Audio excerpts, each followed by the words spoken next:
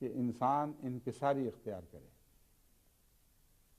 جب اسے کوئی بات کہتا ہے، مشورہ دیتا ہے، سب سے پہلی بات یہ دیکھنے والی ہے کہ مشورہ دینے والا اپنا کوئی مطلب رکھتا ہے یا اپنی غرض رکھتا ہے یا اسے کوئی غرض نہیں ہے. اگر وہ بے غرض ہے تو پھر اس کی بات نہ سننا تمہاری جہالت ہے.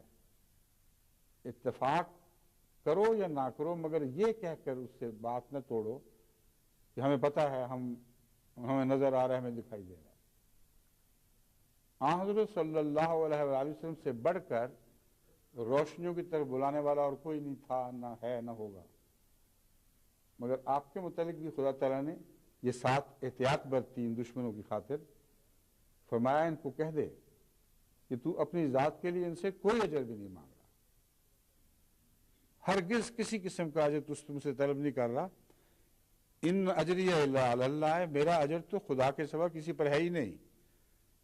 اس لیے تم کیوں اتنے بے وقوف ہو کہ سمجھتے ہو کہ میں اپنے کسی مطلب کی خاطر بات کر رہا ہوں. ایسا ناسے جو اپنی غرض نہ رکھتا ہو یا اپنی غرض کی طلب نہ کرے، وہ ناسے لائق ہے کہ اس کی بات توجہ سے سنی جائے. اور انکسار کی راہ اختیار کرتے ہوئے انسان یہ سوچے کہ ہو سکتا ہے میری غلطی ہو، اور دوسرے پہلو سے بھی دیکھ لے. اور یہ جو دوسرا پہلو ہے یہ زاویہ بدلنے سے نظر آیا کرتا ہے.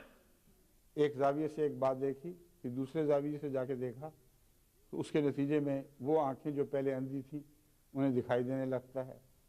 وہ جو پہلے ایک بات کو روشنی دیکھ رہا تھا وہ اسے اندھیرا دیکھنے لگ جاتا ہے.